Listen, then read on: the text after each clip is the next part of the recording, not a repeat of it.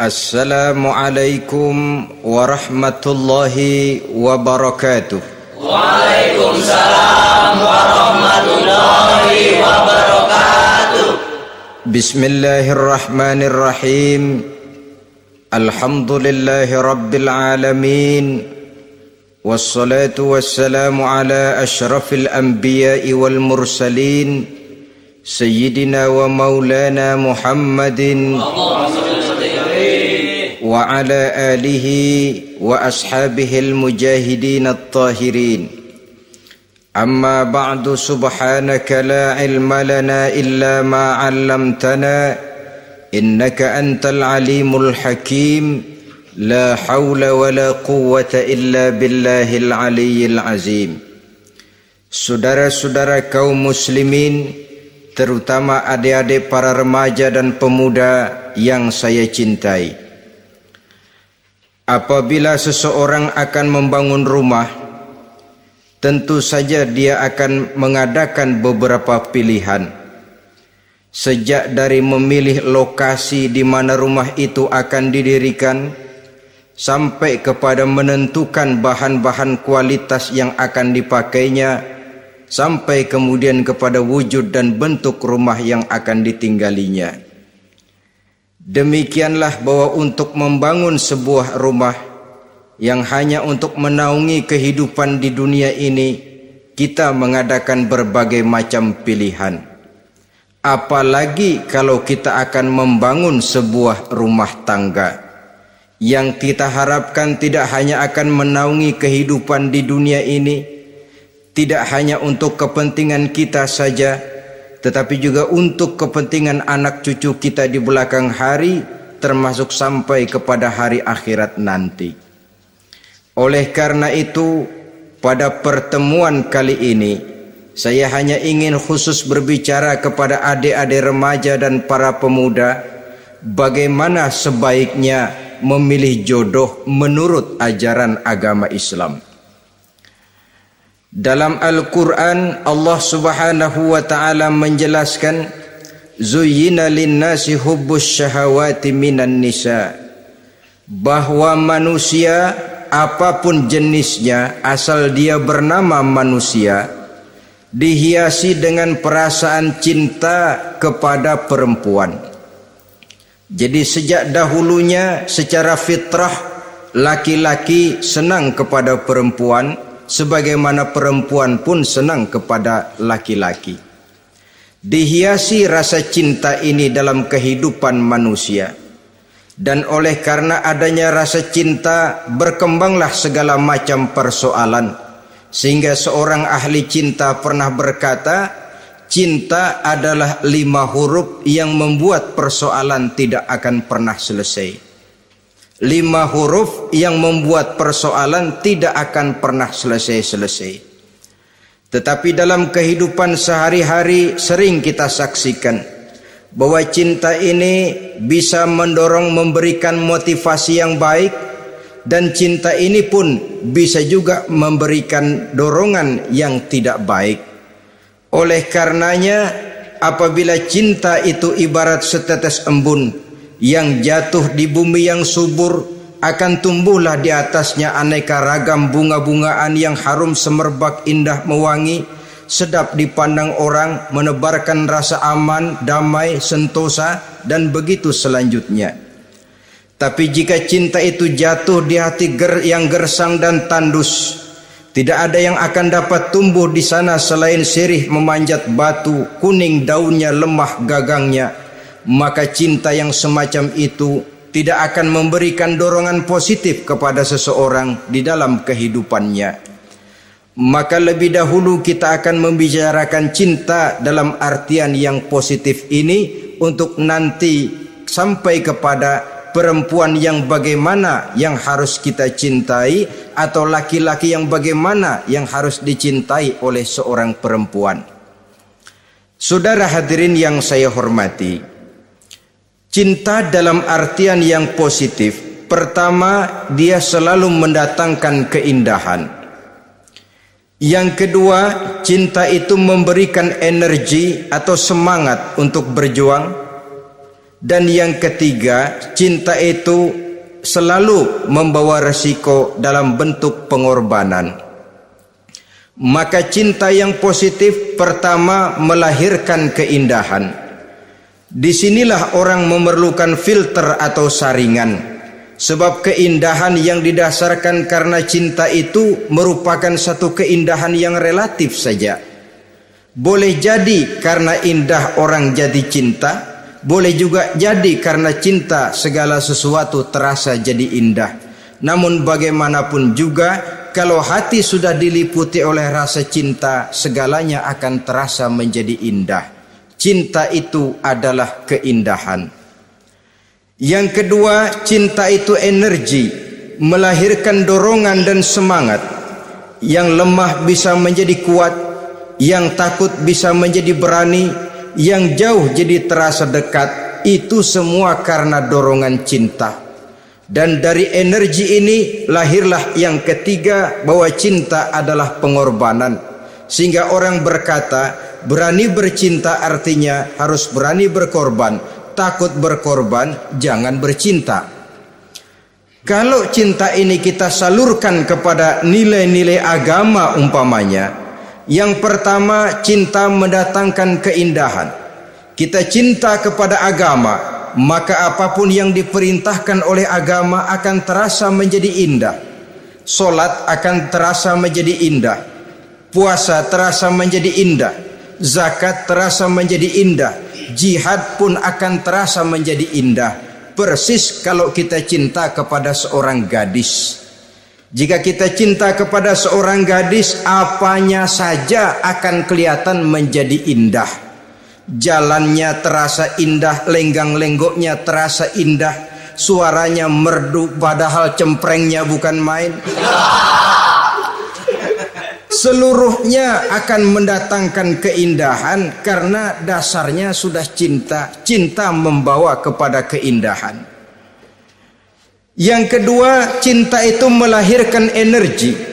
Orang yang cinta kepada agama akan lahir tenaga dan semangatnya melaksanakan ibadah, melaksanakan puasa, melaksanakan zakat, melaksanakan solat, melaksanakan haji, bahkan melaksanakan jihad sekalipun. Cinta selamanya menimbulkan energi dan semangat. Sama saja dengan kita apabila jatuh cinta kepada seorang gadis, walaupun rumahnya jauh, katanya, gunung pun akan kudaki, lautan pun kuseberangi. Untuk apa itu? Untuk menemui apa yang kita cintai. Cinta selamanya melahirkan energi. Capek tidak terasa, lelah tidak terasa, semuanya tertutup oleh keindahan yang bernama cinta. Lalu yang ketiga, cinta membawa pengorbanan.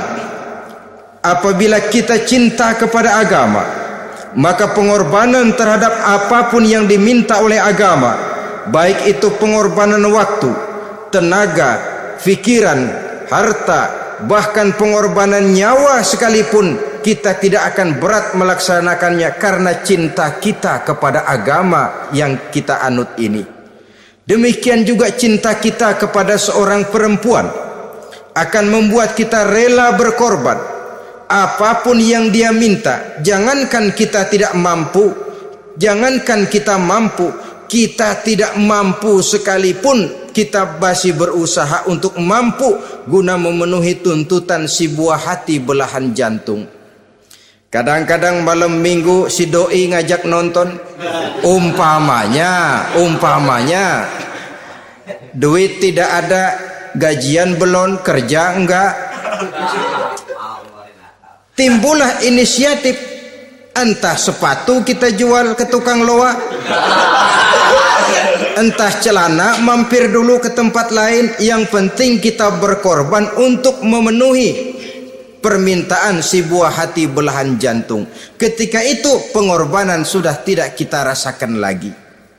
Bahkan pengorbanan yang paling pedih sekalipun, dalam gurau, dalam bercanda misalnya, dicubit kita oleh kekasih kita, pedih bukan main, terkelupas kulit, mengalir darah, bukan nangis, nyengir.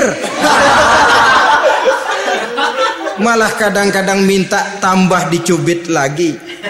Itulah romantikanya cinta, sanggup membuat orang berkorban, melahirkan energi dan semangat, menambah keindahan dalam kehidupan, sepanjang dia dalam artian yang positif. Kalau demikian masalahnya, di dunia yang penuh dengan perbenturan nilai sekarang ini, orang sering salah jalan bagaimana memilih jodoh untuk membangun rumah tangga yang bahagia.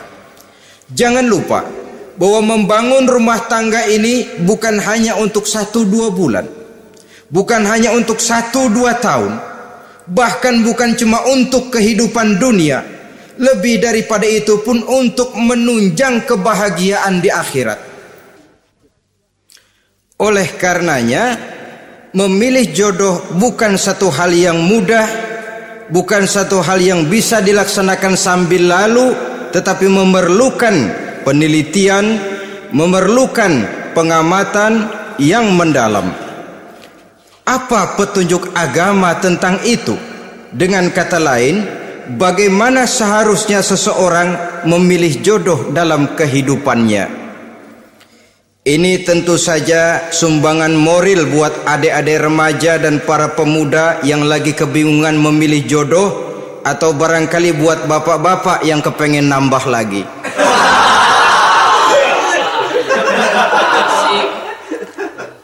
Mohon maaf kepada ibu-ibu, saya tidak menganjurkan, cuma ngajarin. Yang pertama, menurut Nabi, nikahilah perempuan itu karena rupanya, karena hartanya, karena keturunannya, dan karena agamanya. Ada 4 motif utama di sini. Pertama, memilih jodoh, lihatlah rupanya. Lagian siapa yang kepengen dapat jodoh rupanya nggak karu-karuan? Cari rupa yang cantik, indah, dan menawan. Namun jangan lupa, saya katakan di zaman di mana sering terjadi benturan nilai seperti sekarang ini, orang sulit untuk mendapatkan keaslian. Di mana teknologi sudah sedemikian canggih, di mana ilmu kedokteran sudah sedemikian maju, maka berbagai macam rupa bisa dibentuk dengan apa yang dinamakan operasi plastik misalnya. Yang pesek bisa dibikin mancung, kuping yang kelebaran bisa dibikin sedang, pipi yang kembung sebelah bisa dibikin rata, janggut yang tidak menarik bisa dibikin bak lebah bergantung katanya. Oleh karena itu, kalau pilihan hanya tertuju kepada rupa yang cantik saja semata-mata, kita sudah melakukan satu kesalahan yang sangat besar. Sebab apa? Diperingatkan oleh Nabi melalui hadis Ibnu Majah, Bazar dan Baihaqi dari Ibnu Umar.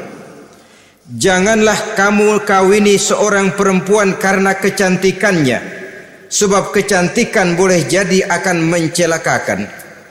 Jangan juga kamu kawini perempuan karena hartanya, sebab kekayaan biasanya akan mendatangkan kesombongan. Tetapi kawinilah karena agama dan akhlaknya, karena itulah yang akan membawa kepada kebahagiaan. Saudara-saudara kaum muslimin, terutama adik-adik remaja dan para pemuda, dikala usia puber, apalagi mata baru terbuka, awal balik namanya, remaja sering kehilangan filter. Pokoknya asal ngelihat rupa yang sudah lemot, denok, geboy, pikiran pun hanyut, malam terkenang, siang terbayang, tidur tak nyenyak, makan tak enak katanya, selalu terbayang wajah si doi. Dikala itu orang kehilangan pertimbangan bahwa rupa yang cantik kadang-kadang sering menipu.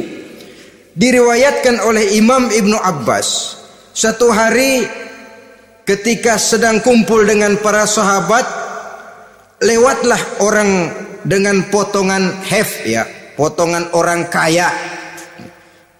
Kelihatan kan, orang kaya sama orang miskin jalannya aja lain kan. Jalannya saja, jangan gaya hidupnya, jalannya saja lain. Liwat dia, Rasul bertanya kepada seorang sahabat, menurut pendapatmu bagaimana orang yang lewat itu? Kata sahabat, oh yang lewat ini ya Rasul, kalau dia meminang perempuan pasti diterima, kalau dia menolong orang pasti berhasil, kalau dia ngomong pasti didengerin. Kenapa? Orang kaya. Orang kaya ya Rasul. Kalau dia minang, perempuan mana yang kagak bisa menerima kalau dipinang oleh orang kaya, biar mukanya udah belipet kayak dompet tanggung bulan. Kalau memang duitnya banyak, nggak kelihatan tuh muka yang belipet, yang kelihatan duit. Kalau dia nolong orang, pasti berhasil apa yang dia tolong itu. Kalau dia ngomong, pasti didengerin orang, walaupun omongannya biasa-biasa saja. Kenapa? Orang lihat penampilannya. Sudah, ketika orang itu lewat, beberapa lama kemudian lewat lagi seseorang yang kelihatannya miskin. Rasul tanya lagi, kalau orang ini bagaimana pendapat kamu? Wah, potongan begini sih Rasul, kalau dia minang orang tolak. Siapa yang mau kawin sama kere begini? Kalau dia nolong orang pasti nggak berhasil. Kalau dia ngomong kagak bakalan ada yang mau dengerin. Siapa yang mau dengerin orang susah ngomong? Setelah orang itu lewat, apa kata Rasul? Orang yang terakhir yang lewat ini, yang barusan lewat, jauh lebih baik dari yang pertama yang lewat tadi. Jauh lebih baik. Maksud dari ucapan ini, Rasul sebenarnya mendidik para sahabat jangan tertipu oleh penampilan. Sebab penampilan tidak selamanya mencerminkan keaslian. Apalagi di zaman sekarang, salon di mana-mana bejibun. Alis mata bisa dibikin, pipi bisa dicat. Yang pinggir kuning, yang tengah merah, di sebelah merah ada yang kehitam-hitaman, persis orang kepentok tiang listrik.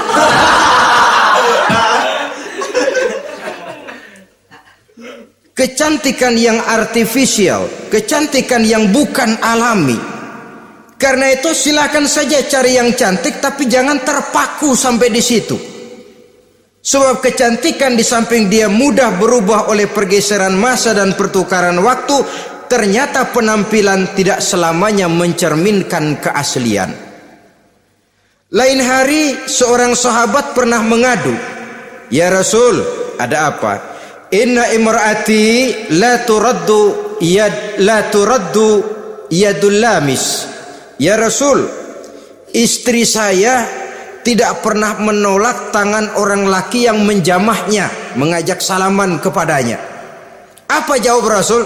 Ceraiin aja. Tapi hati saya berat ya Rasul, saya cinta betul sama dia.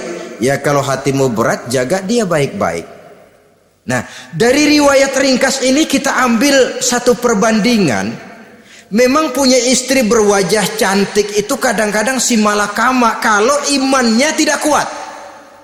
Si malakama. Kita diemin aja, binal, makan hati, nggak aman, nggak tentram. Jangan-jangan saya berangkat ke kantor, dia ngompreng. Buah si malakama, seperti orang tadi, ya Rasul.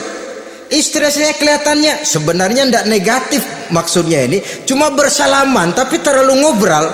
La turaddu yadul lamis, tidak pernah menolak orang yang ngajak salaman. Ya sekedar salaman. Tapi kan awalnya dari salaman. Kalau sudah salaman kan strum bisa ngederdet dari tangan situ. Kata Rasul sederhana saja. Ya kalau memang begitu ceraiin. Saya nggak kuat Rasul, saya cinta betul sama dia. Kalau kau tak kuat berpisah dengan dia, jagalah dia baik-baik. Ajar, didik, tanamkan rasa keagamaan di dalam hatinya. Saudara-saudara kaum muslimin, jadi rupa yang cantik tanpa didasari oleh nilai-nilai agama akan membuat seorang suami di rumah tangganya seperti si malakama. Seperti berhadapan dengan buah si malakama kalau tidak diiringi dengan nilai-nilai moral yang luhur dan bekal agama yang tangguh. akan pergi jauh dari rumah rasanya tidak aman, sedangkan di rumah saja siapa yang akan mencari nafkah? Dan begitu selanjutnya. Orang tadi jelas berhadapan dengan buah si malakama, didiamkan, makan hati. Sebab maaf, kalau seorang suami sudah tidak punya rasa cemburu terhadap istrinya, itu kan yang disebut dayus. Dan dayus itu jangankan masuk surga, bau surga saja dia tidak dapat. Tapi cemburu dalam artian bukan cemburu buta, cemburu dalam artian yang wajar. Dia cemburu, akan dikerasi takut kalau istrinya minta cerai, sedangkan dia cintanya sudah kadung medok bener. Si malakama jadinya. Nah, ini juga satu riwayat yang memberikan gambaran kepada kita pilihan. Silakan cari rupa yang cantik saja, cari yang cantik. Tapi kalau itu dijadikan motif utama tanpa dasar-dasar agama, saya khawatir nanti rumah tangga kita akan berhadapan dengan buah si malakama. Jadi adik-adik remaja, usaha, ikhtiar, cari yang cantik, yang kira-kira nggak bosenin, supaya kita betah tinggal di rumah, supaya kita merasa ada tempat berbagi rasa, ada tempat kita bernaung. Sebab kalau nyari bini sebini-bininya mah, ya jodoh di tangan Tuhan, kagak usah nyari juga ntar datang diri umpamanya. Iya, kalau yang datang peot. Orang harus berusaha, walaupun pada akhirnya jodoh toh memang ditentukan Allah. Kan 3 hal yang kita tidak bisa menentukan itu katanya. Maut, rezeki, jodoh. Itu yang masuk mysterious problem. Problem yang misterius. Maut, misterius. Kapan kita mati kita sendiri tidak tahu. Tahun depan, 50 tahun lagi, 100 tahun lagi, tidak pernah seorang pun diberitahu. Tapi yang pasti dia bakal datang. Kapan dan di mananya kita tidak tahu. Bisa di rumah, bisa di masjid, ya alhamdulillah. Bisa di majelis taklim, syukur. Bisa di medan perang membela agama, bagus. Pasti dia akan datang. Maut, mysterious problem, sesuatu yang kita tidak tahu kapan datangnya. Rezeki gitu juga, sehingga orang sering bilang rezeki katanya kayak bayangan. Kita uber-uber dia lari, kita diam dia mah diam. Setengah mati kita uber-uber, emang ukuran segitu aja. Begitu kita nggak ngapa-ngapain, datang yang bawain rezeki. Namanya rezeki itu mysterious problem. Kadang-kadang ngobek sungsang sumbul, udah segala tanah orang kita ukur-ukurin. Udah segala ngomong sudah nggak ada yang loh, terus udah buta. Tapi memang bayangan, kalau belum rezeki ya belum. Kadang-kadang nyari kode sampai tidur di kuburan, belepotan tanah kuburan loh. Yang aneh lagi kadang-kadang orang gila ditanyain. Allahu Akbar, ini kode-kode zaman sekarang ini. Sampai orang waras nanyain orang gila, itu gimana itu? Ini sudah efek yang betul-betul negatif. Sudah jelas orang gila kok ditanya. Apa kira-kira yang nanya nggak lebih gila dari yang gila itu?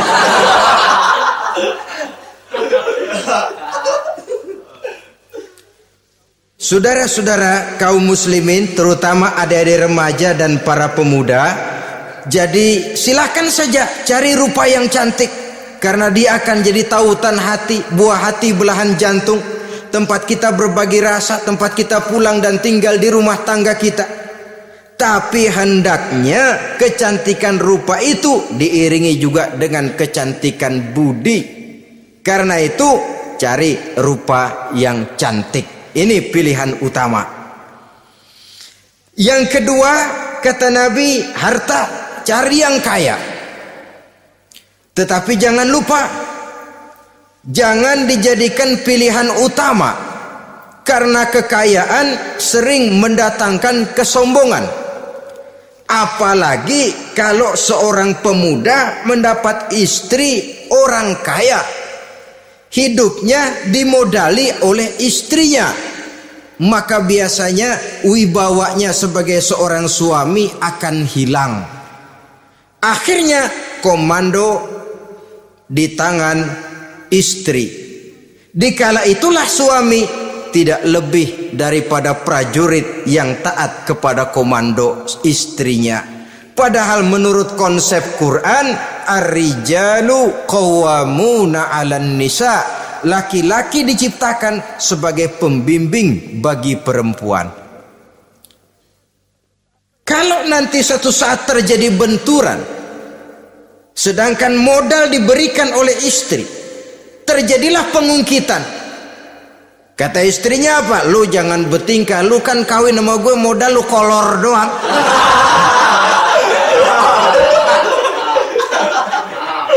Kalau sekarang bertingkah, silakan keluar rumah. Bawa seperti engkau datang dulu, jangan bawa apa-apa. Pergilah seperti engkau datang dulu kemari. Hilanglah wibawa seorang suami. Suami kalau udah digentak sama istri begitu, ngelempuruk kayak ayam sampar. Di mana lagi letak wibawanya? Harta sering mendatangkan kesombongan. Oleh karena itu, walaupun diperintahkan cari yang keturunan orang kaya, tapi maksudnya jangan dompleng. Sebab kepribadian seorang suami akan ditentukan oleh sifatnya sendiri. Keberadaannya ditentukan oleh karya dan perbuatannya sendiri. Itulah yang akan menampilkan kepribadian dia dalam kehidupan di masyarakat ini. Saudara-saudara kaum muslimin, terutama adik-adik remaja dan para pemuda, kan kadang-kadang di zaman sekarang kan kelas-kelas gigolo, playboy ya, nyari tante-tante kesepian, mejeng-mejeng di pinggir-pinggir jalan dengan harapan apa? Ya barter lah, tukar tambah. Nah, supaya dapat rokok, dibelikan pakaian, motor dan sebagainya. Tapi yang jelas hilang harga diri sebagai laki-laki, dan itu yang paling mahal. Kalau seorang laki-laki sudah kehilangan harga diri, apalagi yang bisa dibanggakan dalam kehidupan ini? Apa artinya naik mobil kalau kepala tertunduk ke bawah? Apa artinya jalan di tengah masyarakat kalau kita tidak bisa menengadah dengan satu kebanggaan? Hilangnya harga diri merupakan kehancuran awal dari sebuah pribadi yang untuk jangka panjang kita tidak akan bisa lagi berbuat banyak. Tanpa harta orang memang sulit untuk bahagia, tapi harta semata-mata bukan merupakan jaminan bahwa orang lantas akan bahagia. Saya barangkali harus berkata, banyak orang miskin yang kaya, tapi tidak sedikit orang kaya yang miskin. Saya ulangi ini, banyak orang miskin yang kaya, tetapi tidak sedikit orang kaya yang miskin. Nah, bagaimana pengertiannya? Orang miskin yang kaya, materinya sederhana, peralatan rumah tangganya sederhana, tapi hatinya kaya. Oleh karena hatinya kaya, jiwanya lapang. Sebaliknya, orang kaya yang miskin, di tengah kelimpahan materi yang berlimpah, segalanya serba ada, hatinya yang miskin. Kelimpahan materi tidak akan sanggup mengobati kemiskinan hatinya. Sehingga di tengah kehidupan yang serba ada, dia masih merasa kurang, maka dia tidak pernah cukup. Di tengah kemilauan dan gemerlapan serta glamornya rumah mewah, dia merasa hidup di tengah gurun pasir yang gersang dan tandus. Karena itu, biarlah miskin harta tapi kaya budi, daripada kaya harta tapi miskin budi. Lebih utama lagi kaya harta, kaya budi. Itu idealnya. Dasar pilihan ketiga sesudah rupa dan harta menurut Nabi, keluarga. Faktor keturunan sangat menentukan. Pepatah mengatakan, buah apel akan jatuh tidak terlalu jauh dari pohonnya. Biasanya kalau bapak kalong, anak kampret. bapak nyolong, anak nyopet. Itu fotokopi. Saudara-saudara, sungguh pun demikian, faktor keluarga bukan merupakan yang paling dominan, karena segalanya memang bergantung kepada hidayah dari Allah Subhanahu wa ta'ala. Kalau hidayah datang, bisa saja anak maling bisa jadi kiai. Kalau hidayah datang, bisa saja anak nabi malah ikut bersama orang-orang kafir. Pada akhirnya orang mau besar atau tidak bukan dengan jalan menyempeng kepada keturunan ke orang lain, tapi ditentukan oleh kepribadian dirinya sendiri. Tidak bisa kita menjadi besar dengan menyebut kebesaran orang lain. Itu sebabnya dicontohkan oleh Imam Ali pada saat beliau berkata, laisal fata may yaqulu kana abi walakinnal fata may yaquluha anadha. Anak muda yang gentleman adalah anak muda yang berani berkata, inilah saya. Bukan anak muda yang membanggakan leluhurnya. Ini kan zaman sekarang ini lagi ngetop-ngetopnya lagu-lagu cengeng katanya. Sebenarnya menurut saya bukan cuma lagu cengeng yang jadi masalah. Lagu cengeng cuma satu efek dari sikap yang lebih utama dari itu, yaitu mental cengeng.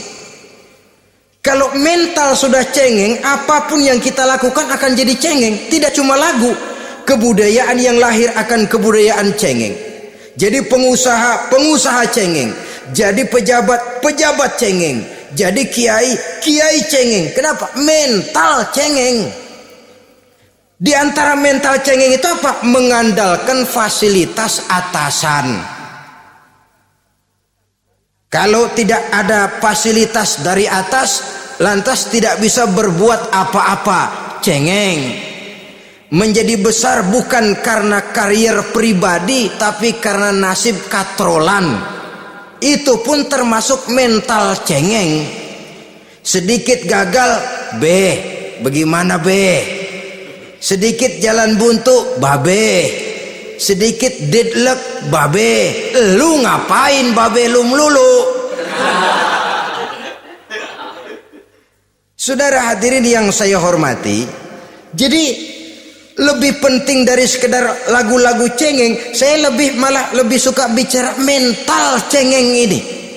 Mental yang cepat putus asa, mental yang tidak mau mengeluarkan usaha maksimal, mental yang hanya mengandalkan fasilitas, sedangkan pribadinya tidak lebih daripada pribadi sumuhun dawu, pribadi kulon nuwun, pribadi kumaha juragan wae, pribadi oke bos, pribadi asal bapak senang.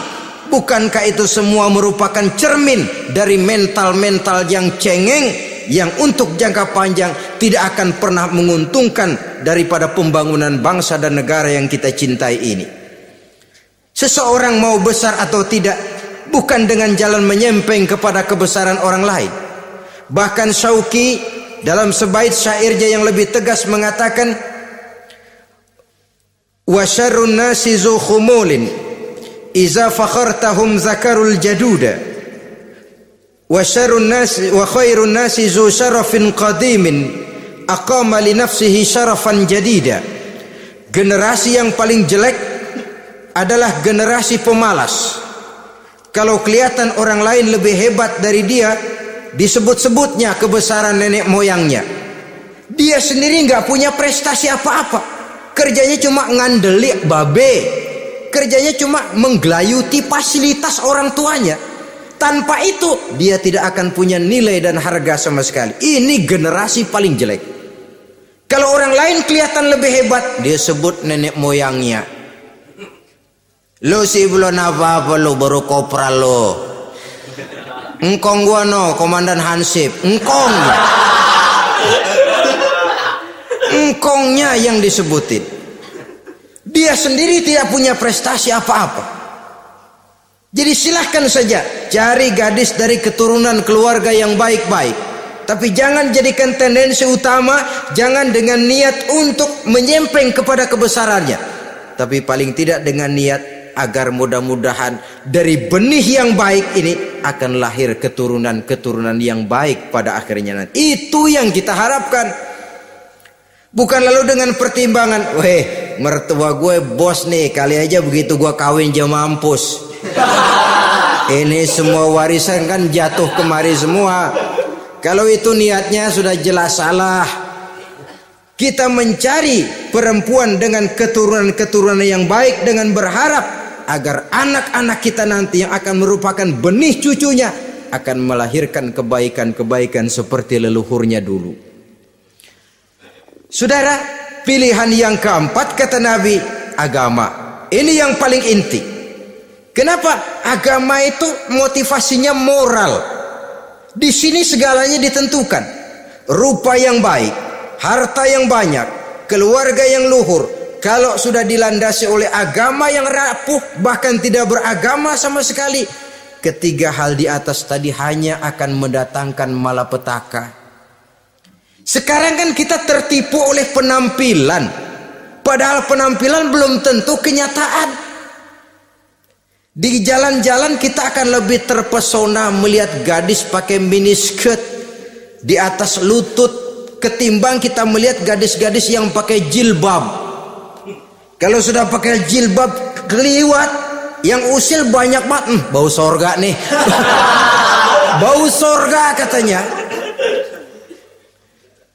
Tapi kalau sudah yang pakai miniskirt itu yang lewat, itu dari ujung ke ujung mata kagak mau kedip.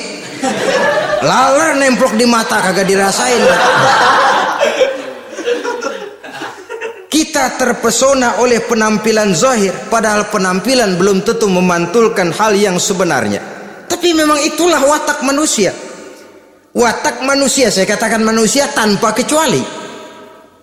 Tetapi bergantung kepada pemikiran jangka pendek atau jangka panjang. Kalau jangka panjang yang kita pikirkan, ya tentu kita tidak akan mudah terpesona oleh hal yang zahir. Sampai-sampai Quran sendiri mengatakan budak yang hitam legam tapi beriman itu lebih baik daripada orang-orang musyrik walaupun cantik, denok, lemot, geboy. Ada lagi nggak bahasa yang lebih dari itu? Cantik, denok, lemot, geboy, bahenol, nerkom. Tapi kafir masih lebih baik budak yang hitam legam sekalipun kalau dia beriman. Kenapa? Rumah tangga untuk jangka panjang. So itu Islam tidak membolehkan kawin campuran dengan lain agama. Walaupun ada ayat yang mengatakan boleh kawin dengan ahlul kitab, tapi sebagian mufassir menjelaskan bolehnya kawin dengan ahlul kitab itu dalam kondisi darurat. Dalam kondisi normal tidak bisa. Kenapa? Kalau sudah berlainan agama, akan terjadi kerancuan rumah tangga untuk jangka panjang. Bagaimana membina dalam keharmonisan di rumah tangga? Bagaimana nasib anak-anak nanti? Kadang-kadang ada keluarga, kami sih keluarga modern. Anak-anak kami berikan kebebasan untuk milih agama apa saja. Bapaknya Islam, istrinya Kristen, anaknya ada yang Hindu, Buddha. Bagus nih, keluarga pecel namanya. Bagaimana keluarga modern bisa seperti itu? Padahal seorang suami bertanggung jawab di hadapan Allah. Dia akan ditanya tentang istrinya. Dia akan dimintakan pertanggungan jawab tentang anak-anaknya. Kalau istri kita berlainan agama, mungkin terjadi pengkaplingan. Pokoknya kalau anak perempuan ikut ibu, anak laki ikut bapak. Administrasi dunia bisa begitu, tapi akhirat, pertanggungan jawab di hadapan Allah.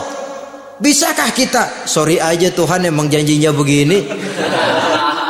Saudara hadirin yang saya hormati, oleh karena itu budak legam hitam kalau beriman masih lebih baik daripada orang-orang yang tidak beriman walaupun cantik dan mempesona.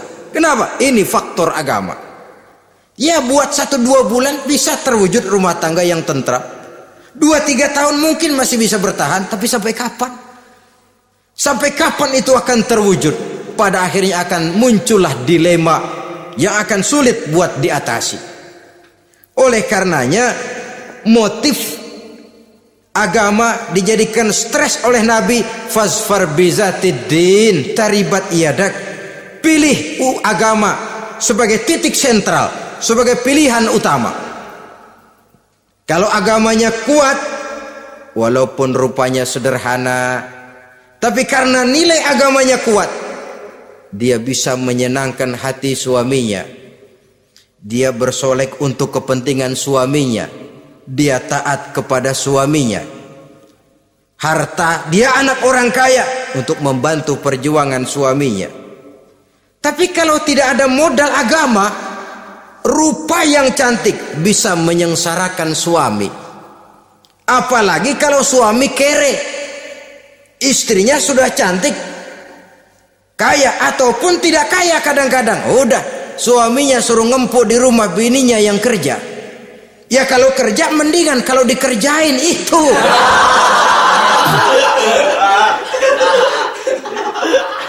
Itu yang repot. Saudara hadirin yang saya hormati, dan ini bukan satu dua kasus. Alangkah malangnya kalau sudah terkena hal seperti itu. Akhirnya seperti pengaduan sahabat kepada Rasul tadi. Mau diceraiin, cinta saya udah medok benar Rasul. Enggak diceraiin, hati saya ngebet, pegel. Si malakama akhirnya. Jadi oleh karenanya agama. Kalau dia cantik, walaupun miskin, agamanya kuat, dia bisa memelihara kehormatan diri. Dia kaya, agamanya kuat, hartanya disalurkan di jalan Allah. Karena itu agama jadikan pilihan utama. Dan ukuran agama itu bukan cuma jilbab loh. Ya kadang-kadang ada juga yang jilbabnya nggak pernah lepas, tapi kadang-kadang akhlaknya lebih binal dari yang kribo. Ada cuma sekedar kamuflase saja, itu pun penampilan, sekedar penampilan saja. Cuma dari segi aurat ya memang lebih baik dan lebih utama, dan saya kira lebih mengundang penasaran toh. Duren kalau udah dibuka kan kelihatan isinya, emang udah begitu, udah. Tapi kalau masih rapat, itu yang rasanya kita pengen buka, timbul tantangan, gue pengen tahu isinya. Rasanya juga begitu. Sama saja dengan baju, kalau dibungkus rapat di plastik, ditaruh di etalase, adanya di toko mau serba ada, tahu kita barang mahal nih. Biar punya duit kita mau nawar ragu-ragu, takut nggak cukup. Tapi kalau barang sudah dibuka di jalanan, diobral di pinggir jalan, murahan 1.300 masih dicampur odol. Yang begitu sih biar nggak punya duit kita berani banget nanya, nawar, megang lagi nyemek. Berat duit nih bang. Kenapa? Barang sudah terbuka. Jadi saudara-saudara, syukur kalau keempat-empatnya ini jodoh terkumpul dalam jodoh yang saudara cari. Sudah rupanya cantik, kaya, keturunan orang baik-baik, agamanya kuat. Nah surga dunia tuh. Yang begitu cari. Kalau ada yang begitu saya juga mau nambahin satu lagi.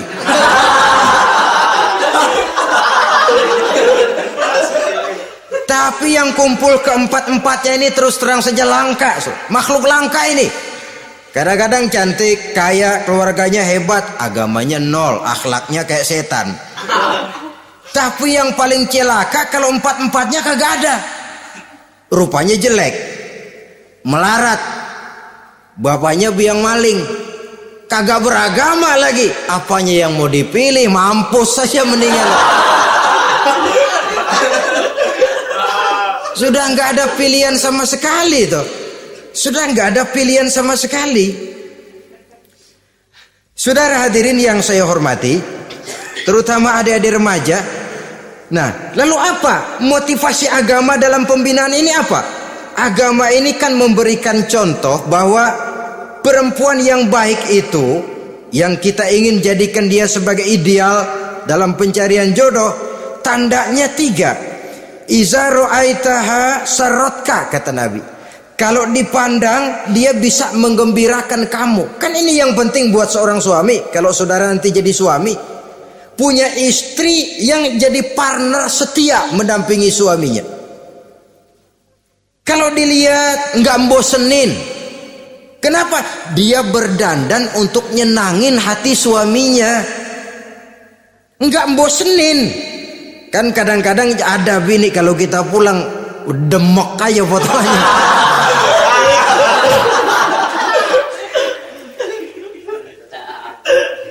Ini yang bikin suami nggak betah di rumah ini kan yang begini.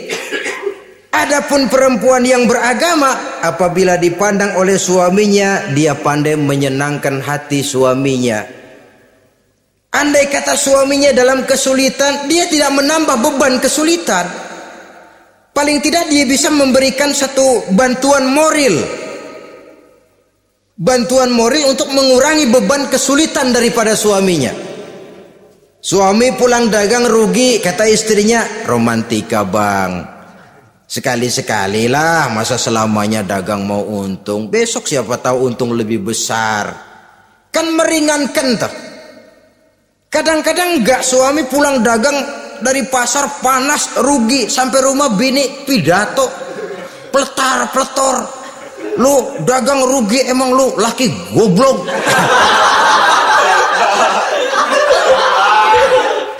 Sudahlah, di pasar rugi, di rumah digoblok-goblokin. Ini nanti kena penyakit broken home yang begini ini. Padahal kesuksesan di kantor, kesuksesan di pasar, kesuksesan di medan tugas selalu dimulai dari kesuksesan dan ketenangan dari rumah tangga. Dia berhias untuk kepentingan suaminya, tidak terlalu berlebihan. Dan suaminya pun pandai menghargai istrinya dengan kata-kata yang menimbulkan gairah dan semangat. Melihat istrinya bersorak, kamu makin cantik saja. Jangan juga kadang-kadang suami ketus. Ngelihat dasu pulang kantor, lihat suaminya, istrinya dandan rapi, tumben lu mau bekasin apa? Mau bekasin katanya. Artinya apa ini? Pandai mengembirakan, bisa tenggang rasa, bisa berbagi rasa. Sehingga suami merasa ada tempat dia bertukar pikiran, ada tempat dia membicarakan persoalan. Dialog dalam kehidupan berumah tangga itu sangat diperlukan. Iza ra'aitaha sarratka, kalau dipandang dia sanggup mengembirakan kamu. Dikasih uang 500 senyum, 5.000 pun ketawa, menggembirakan. Dia bisa taruh kata hatinya kesel, tapi mulutnya senyum. Nah ini yang sulit ini, senyum tapi kesel, kesel tapi senyum.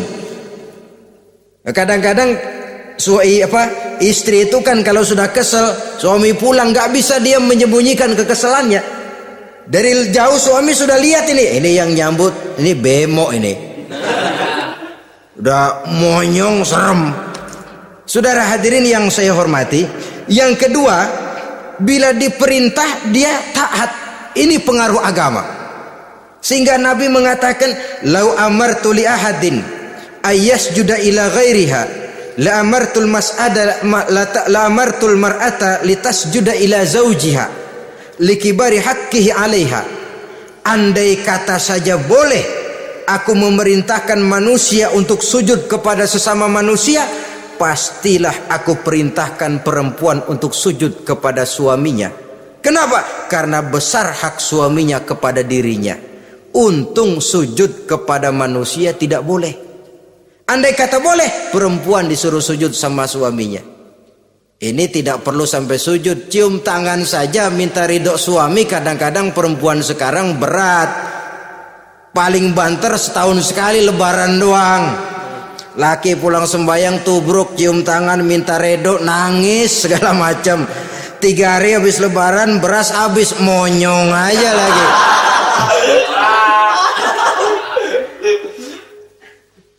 Saudara hadirin yang saya hormati, yang ketiga, akibat pengaruh agama, dia sanggup memelihara kehormatan diri dan sanggup menjaga harta suaminya. Memelihara kehormatan diri baik pada saat suaminya di rumah atau pada saat suaminya tidak ada di rumah. Satu riwayat, seorang sahabat akan pergi perang jihad di fi sabilillah. Ketika mau berangkat dia bilang kepada istrinya, saya mau berangkat perang. Kalau saya belum pulang kamu jangan keluar rumah. Baik bang. Pergi istrinya, pergi suaminya jihad. 1 minggu, 2 minggu berlalu, belum juga pulang. Satu hari datang utusan dari rumah orang tua si istri ini. Assalamualaikum bu. Waalaikumsalam. Ada apa? Ada berita kurang enak bu. Orang tua ibu sakit parah. Mohon tolong ditengokin. Apa kata si istri? Maaf saja, suami saya belum pulang dari medan perang. Saya belum dapat izin keluar rumah kalau dia belum pulang. Tolong sampaikan maaf saya kepada orang tuanya. Pulanglah utusan tadi. Besok balik lagi. Bu, ada apa? Udah Senin Kemis. Napasnya sudah sampai tenggorokan. Tolong tengokin buat terakhir kalinya bu. Suami saya belum pulang. Dia pesan kalau dia belum pulang saya jangan keluar rumah. Saya nggak bisa tengokin orang tua saya. Salam maaf saja. Pulang utusan itu. Besok balik lagi. Bagaimana? Sudah meninggal bu. Mau dikubur, tengokinlah buat terakhir kalinya. Suami saya belum pulang. Saya belum berani keluar rumah kalau suami saya belum pulang. Itu janji saya sama suami saya. Pulanglah utusan ini ngadu kepada Rasulullah sallallahu alaihi wasallam. Ya Rasul, ini perempuan kelewatan benar. Dari orang tuanya sakit sampai sekarat, sampai mati, sampai dikuburin dia nggak nengokin. Memangnya kenapa? Suaminya katanya pergi jihad dan suaminya tidak mengizinkan dia keluar rumah kalau si suami belum pulang. Apa jawab Rasul? Marahkah beliau? Tidak, beliau senyum. Apa katanya? Dosa orang tua yang meninggal ini telah diampuni oleh Allah karena dia punya anak perempuan yang begitu taat kepada suaminya. Allahu Akbar. Dosa orang tua yang sudah meninggal itu diampuni oleh Allah karena dia punya anak perempuan yang begitu taat kepada suaminya. Ketaatannya kepada suaminya menyebabkan dosa orang tuanya diampuni oleh Allah Subhanahu wa taala. Suami pergi jihad, orang tua sakit keras, tidak berani dia keluar rumah. Itu tandanya bisa menjaga kehormatan diri. Kalaupun satu saat suaminya manggil, bu tolong ambilin uang di dompet. Dompetnya dibawa, bang ambil saja sendirilah, nanti salah ambil lagi saya. Kadang-kadang enggak, suaminya pergi mandi dompet berantakan. Saudara hadirin yang saya hormati, ini motivasi agama. Jadi kecantikan zahir yang diimbangi dengan kecantikan batin oleh karena pengaruh agama tadi. Kalau sudah kemari, orang tidak perlu mikir-mikir operasi plastik, bikin yang pesek jadi mancung supaya orang tertarik, bikin belakang yang kurus jadi menarik. Tidak. Orang tidak perlu lagi pakai susuk-susukan, dipasang di bibir supaya kalau senyum orang gempor, supaya kalau ngomong orang percaya, dipakai di kuping supaya macam-macam. Tidak perlu lagi pakai jompa-jampe, pelet-peletan supaya kalau diludahin orang ngikut. Nggak perlu lagi. Kenapa? Cinta itu nature, sesuatu yang alamiah, yang tidak bisa dipaksakan. Dia kudrati, karunia dari Allah. Tidak bisa cinta dipaksakan. Kalaupun bisa, dengan ilmu pelet, oh saudara bisa membuat orang jatuh cinta, ya 2-3 hari, 4-50 hari. Kesananya apa yang akan terjadi? Kelanggengan tidak akan pernah terwujudkan. Kenapa? Keterpaksaan yang akan timbul. Dalam kondisi semacam itu, rumah tangga tidak akan mengalami ketenangan dan ketentraman. Jadi biarkan cinta berjalan secara alamiah, karena dia memang alamiah. Saudara-saudara, nah sekarang kalau sudah ketemu nih yang 4 tadi, rupa cantik, keturunan boleh, kaya lumayan, agama kuat. Apa yang harus kita cari? Apa yang harus kita lakukan? Apa pakai pepatah anak sekarang? Aku lihat, aku pikat, aku dapat, aku sikat, aku minggat. Bangsat.